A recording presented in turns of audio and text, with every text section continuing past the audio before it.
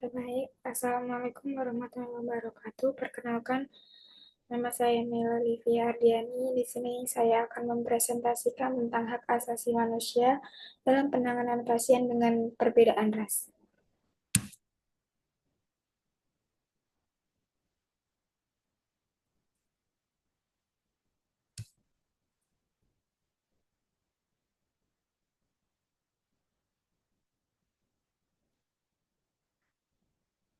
Hak asasi manusia, pentingnya hak asasi manusia dalam penanganan pasien yang berbeda ras.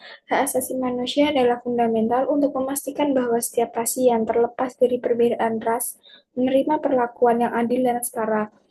Dalam penanganan pasien, pemahaman tentang HAM membantu mengurangi diskriminasi dan meningkatkan keadilan sosial, menciptakan lingkungan kesehatan yang lebih inklusif dan harmonis.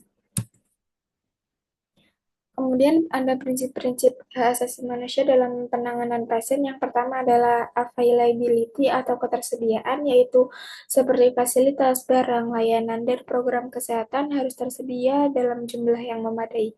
Kemudian yang kedua, accessibility atau aksesibilitas, yaitu semua individu harus dapat mengakses layanan kesehatan tanpa hambatan fisik, ekonomi, informasi, atau diskriminasi. Kemudian yang ketiga ada acceptability atau dapat diterima, yaitu pelayanan kesehatan harus menghormati etika medis, budaya, dan martabat manusia. Kemudian yang terakhir quality atau kualitas, yaitu layanan yang harus bermutu tinggi, mencakup tenaga kesehatan kompeten, obat-obatan aman, dan peralatan yang memadai.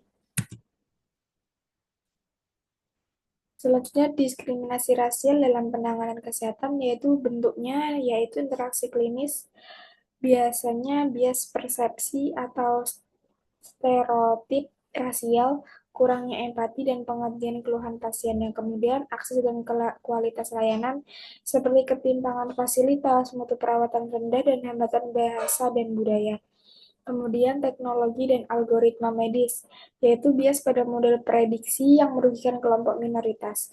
Selanjutnya, dampak utamanya, dampak klinis, yaitu keterlambatan diagnosis, terapi yang tidak tepat, kemudian mortalitas maternal yang tinggi.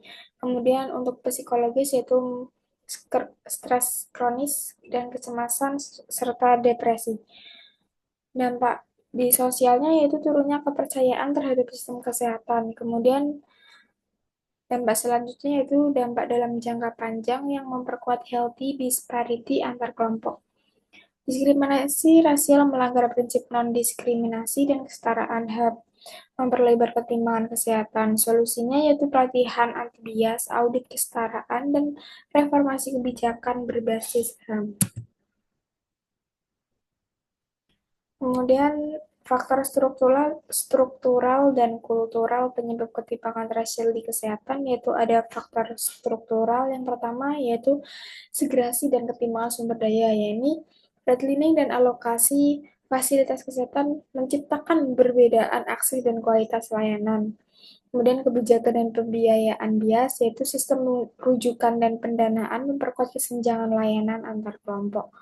Kemudian faktor kultural yaitu budaya organisasi tidak inklusif, kurangnya keberagaman tenaga kesehatan, kemudian praktek tidak setara terus berlangsung. Kemudian alat dan algoritma klinis bias, yaitu data historis yang tidak representatif melanggengkan diskriminasi dan keputusan medis.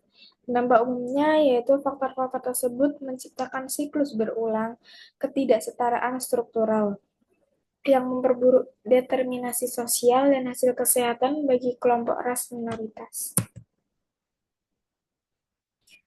Kemudian upaya kebijakan berbasis hak asasi manusia mengatasi diskriminasi rasial di kesehatan yaitu unsur kebijakan yang efektif. Yang pertama pada reformasi data yaitu mengukur dan memantau ketimpangan rasial.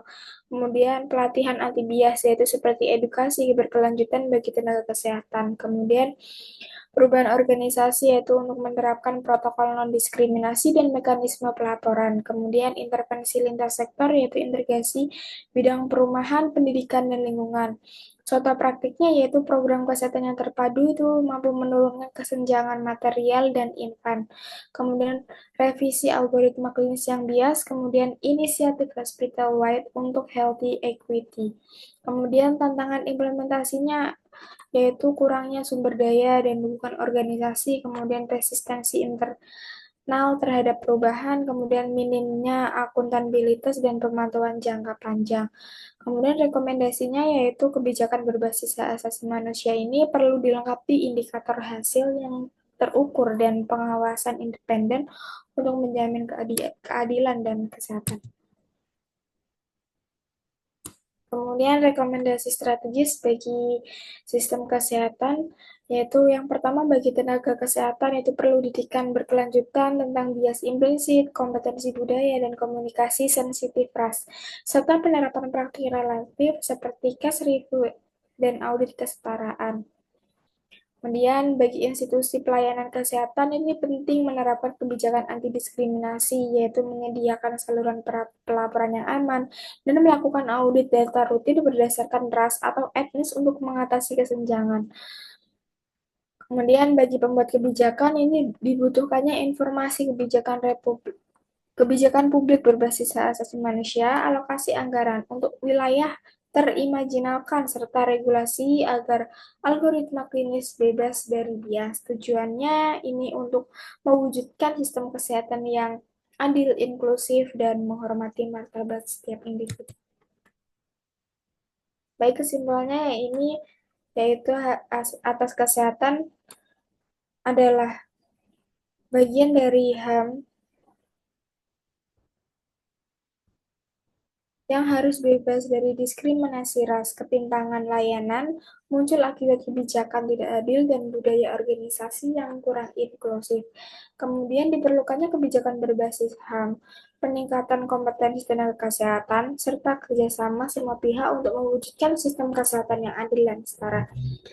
Cukup presentasi saya pada kali ini. Kurang lebihnya saya mohon maaf. Wassalamualaikum warahmatullahi wabarakatuh.